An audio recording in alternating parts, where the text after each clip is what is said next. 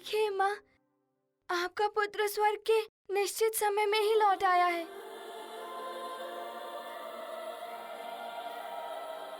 और देखिए, मैं उर्वशी मौसी को भी साथ लाया हूँ।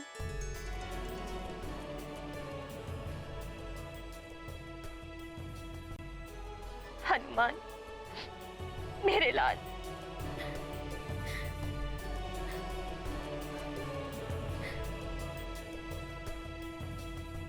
माँ, आपको ज्ञात है, मैंने ऋषिवर जी को भी मना लिया है।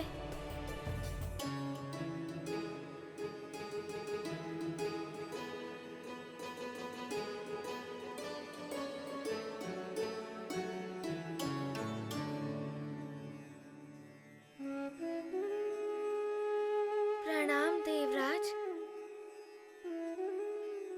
देवराज जी, आज मेरी माँ मुक्त हो जाएंगी। ऋषिवर जी अपना श्राप वापस लेने के लिए मान गए हैं। वो किसी भी क्षण यहाँ आ सकते हैं। हाँ हनुमान, तुम्हारा मनोरथ सफल हो ही जाएगा।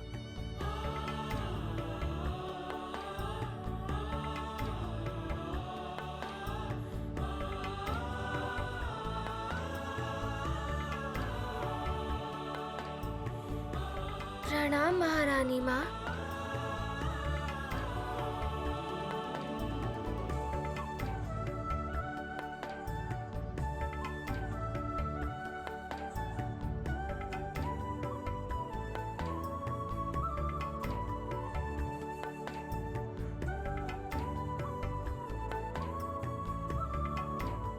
हनुमान, तुम्हारा मातृप्रेम अनुपम है।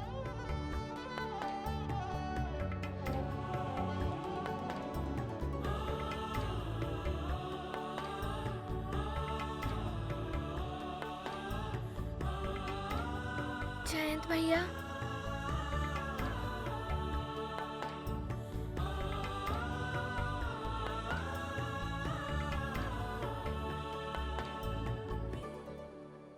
जयंत भैया, आज मैं बहुत ही प्रसन्न हूँ। मेरी माँ आज मुक्त हो जाएंगी।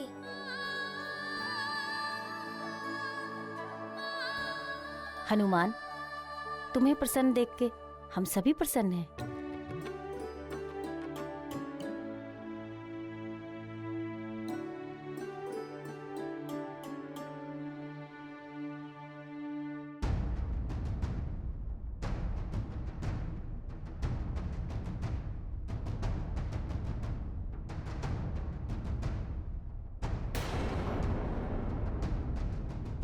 उर्वशी, तुम कहां चली गई थी? ना तुमने जाने की अनुमति ली और ना ही किसी से कुछ कहा। स्वर्ग के नियमों का पालन सबसे अधिक तुम ही कराती हो, फिर तुम स्वयं ही कैसे नियमों का उल्लंघन कर बैठी? क्या तुम्हें ज्ञात नहीं है कि मेरी आज्ञा के बिना स्वर्ग से जाना दंडनीय है? मुझे सब कुछ ज्ञात था देवराज, किंतु फिर भी मुझसे बिना अनुमति स्वर्ग से बाहर जाने का अपराध हुआ है। मैं दंड के लिए प्रस्तुत हूँ।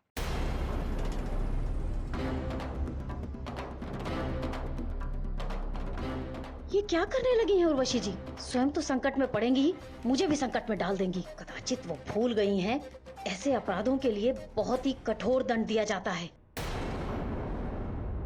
राजन, निसंदेह इंद्रलोक जाने के लिए कठोर तपस्या, घोर साधना और दिव्य वरदानों की आवश्यकता होती है। इनके बिना कोई भी पृथ्वीवासी सदैव इंद्रलोक नहीं जा सकता। राजन, आपके पास इतना समय भी नहीं है कि आप घोर साधना करके कोई सिद्धि प्राप्त कर सकें। इसलिए आपके लिए यही उचित होगा कि आप हनुमान के लौटने की प्रतीक्षा करें। नहीं ऋषिवर, अंजना और हनुमान के बिना एक क्षण भी व्यतीत करना मेरे लिए अब असंभव है। आप तो सर्व समर्थ हैं, आपको ही कोई मार्ग निकालना होगा।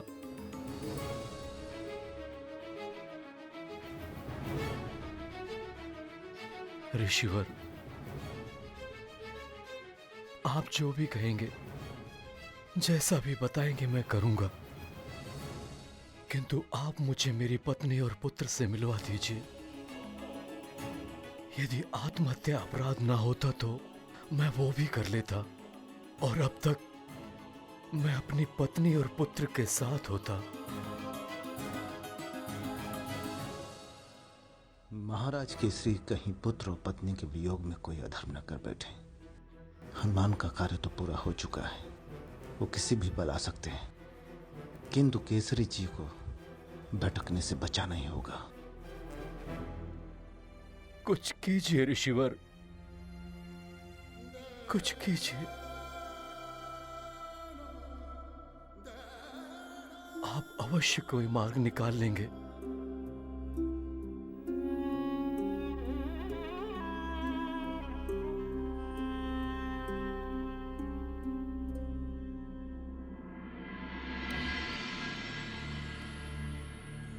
मार्ग तो है राजन,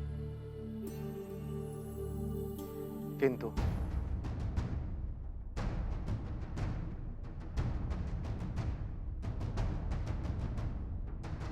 वो भी लगभग असंभव है।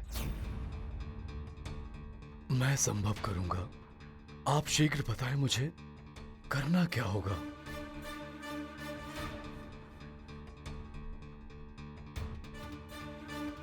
केसरी जी, जल तत्व के माध्यम से कायांतरण और लोकांतरण किया जा सकता है, और आप इसके द्वारा स्वर्ग पहुंच सकते हैं। मैं अपनी पत्नी और पुत्र को पाने के लिए सब कुछ करूंगा। किंतु महाराज केसरी, लोकांतरण के बाद आप पुनः धरती पर नहीं लौट पाएंगे। मैं सब कुछ करने को तैयार हूं मुनिवर। अपनी पत्नी और पुत्र को पाने के लिए मैं सब कुछ त्याग दूंगा। ये राजपाट सब कुछ त्याग दूंगा। इस प्रकार के निर्णय इतनी शीघ्रता में लेना अनुचित है।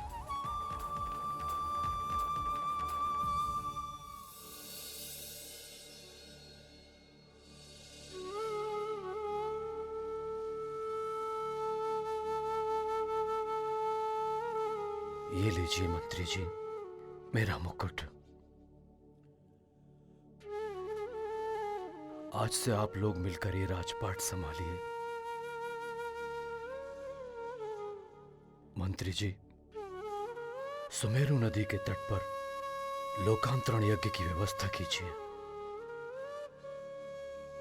ऋषिवर, आपके आशीर्वाद से लोकांतरण यज्ञ की प्रक्रिया होगी। आपको निर्देश देना होगा।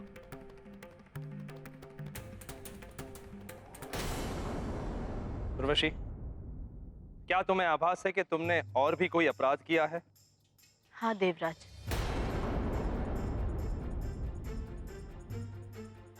मैंने हनुमान को उसकी माता से न मिलने देने का अपराध किया है।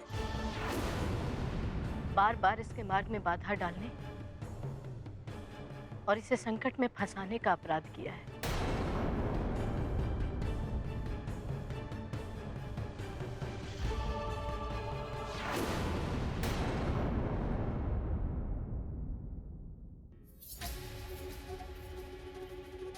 पिताश्री के बारे में जानना है ना तुम्हें?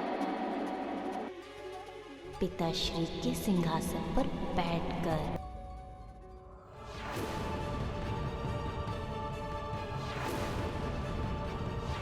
इतना सहज नहीं है उर्वशी को मुझसे मुक्त कराना। इतना ही नहीं, हनुमान की आपसे भेंट ना हो सके, इस उद्देश्य से मैं आपको स्वर्गलोक से दूर नंदनवन लेकर गई। मैंने नंदनवन में विशेष नृत्य का आयोजन किया है। इससे आपका क्लांत मन प्रफुल्लित हो उठेगा। नृत्य तो विशेष है देवराज, किंतु इस विशेष नृत्य के बीच कोई व्यवधान ना आए, ऐसी व्यवस्था करनी होगी आपको। जयंत को भी मैंने हनुमान के विरुद्ध उकसाया, किंतु मेरी क्रूरता आदि जानने के बाद भी हनुमान ने मुझे और ऋषिवर को यक्षराज के दासत्व से मुक्त कराने के लिए अपने समस्त पुण्यों का दान कर दिया। मैं केसरी नंदन अंजने हनुमान अपने अभी तक के अर्जित हुए सभी पुण्यों का दान यक्षराज जी को देता हूं। पुंजिक स्थला, अंजना, मुझे ईर्ष्या होने लगी तुम्हारे सौभाग्य से, तुम्हारे मातृत्व से। इसलिए मैंने तुम्हारे और हनुमान के विरुद्ध ये कुचक्र रचा। किंतु अंजना, तुम्हारा पुत्र हनुमान सचमुच बहुत महान है, गर्व करने योग्य है।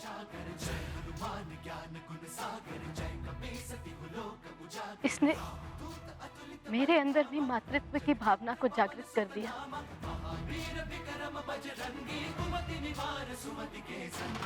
देवराज, मैंने अंजना और हनुमान के प्रति जो भी अपराध किए हैं उसका दंड मुझे मिलना ही चाहिए।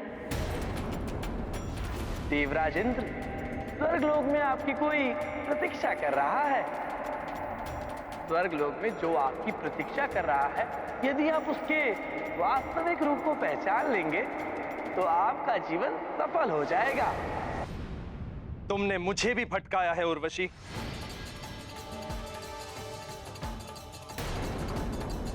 देवर्षि नारद ने मुझसे कहा था कि स्वर्ग द्वार पर कोई मेरी प्रतीक्षा कर रहा है, उसके वास्तविक रूप को पहचान ले।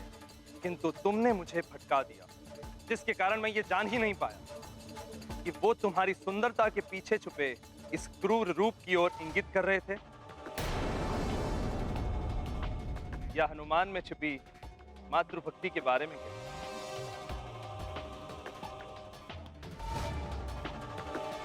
उर्वशी, तुम्हें इस अपराध के लिए कठोर से कठोर दंड मिलना चाहिए।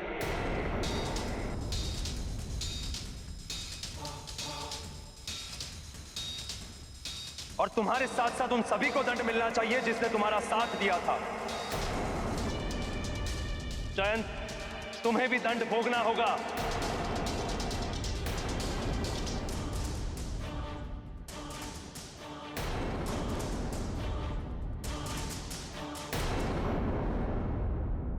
केसरी हनुमान और अंजना के न आने पर दुखी होकर जल तत्व के माध्यम से स्वर्ग जाने को तत्पर है।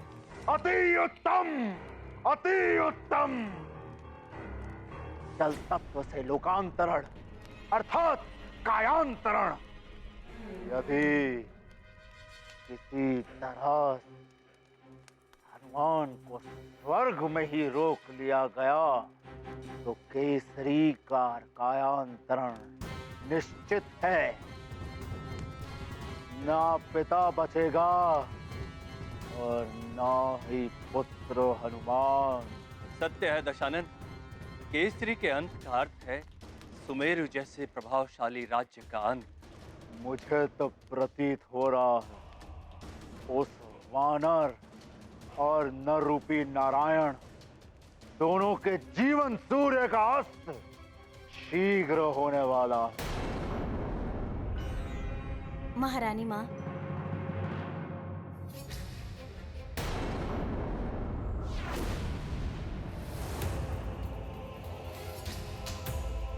ये केसरी जी का मुकुट, सदैव शीश पर रहने वाला मुकुट, आज थाल में लेके क्यों आ रही है?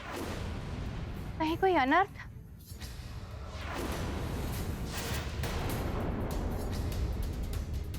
स्वयं को संभालिए महारानी माँ। महाराज सकुशल हैं, परंतु क्या सेविका?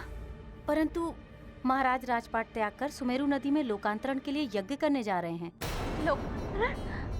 कायांतरण? नहीं, महाराज को ऐसा नहीं करना चाहिए था।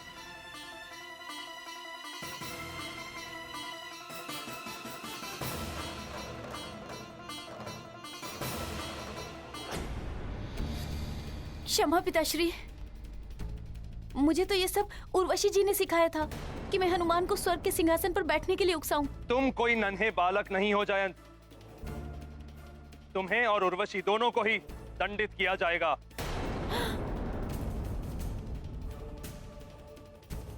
देवराज, आप मुझे कठोरतम दंड दीजिए, मुझे स्वीकार्य होगा।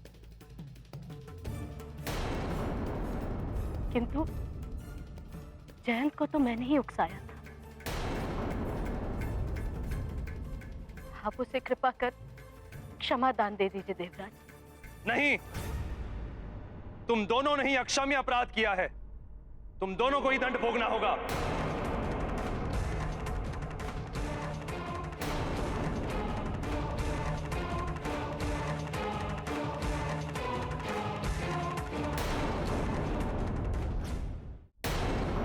नहीं देवराज, मेरी आपसे प्रार्थना है कि आप इन दोनों को दंड ना दें।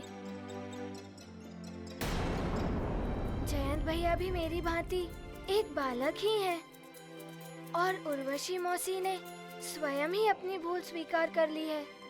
जो अपनी भूल स्वीकार कर लेता है, उसे अपनी भूल सुधारने का एक अवसर तो मिलना चाहिए।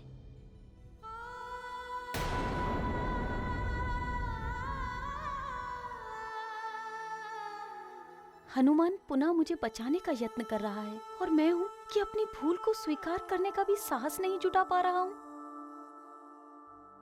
पिताश्री, मैं भी अपने अनुचित कृत्य को स्वीकार करता हूँ। मुझे भी नियमानुसार दंडित किया जाए। तो तुम्हें भी अपनी भूल स्वीकार है। हनुमान, जयंत और उर्वशी दोनों ने ही तुम्हारे साथ और तुम्हारी माता के साथ अन्याय किया है, फिर भी तुम इनका पक्ष ले रहे हो। देवराज, इन दोनों ने जो भी कुछ मेरे साथ किया है, उसके लिए मैं इन दोनों को क्षमा करता हूँ।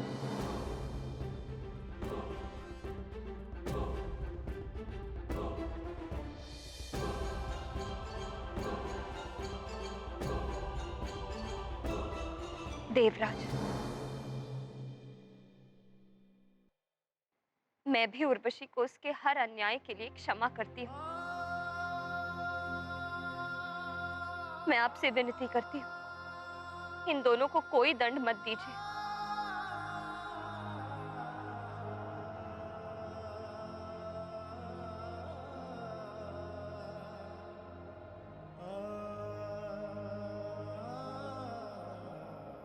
एक मां के द्वारा दिए गए संस्कार और सीख कैसे एक पुत्र को अद्वितीय बनाते हैं, उसका प्रत्यक्ष उदाहरण है हनुमान। धन्य है ऐसी माता और धन्य है ऐसा पुत्र।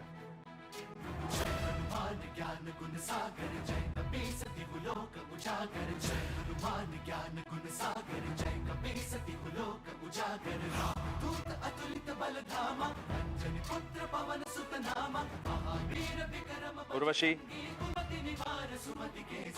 जयंत, इन दोनों की विनती स्वीकार करते हुए मैं देवराज इंद्र तुम दोनों को ही क्षमा करता हूं।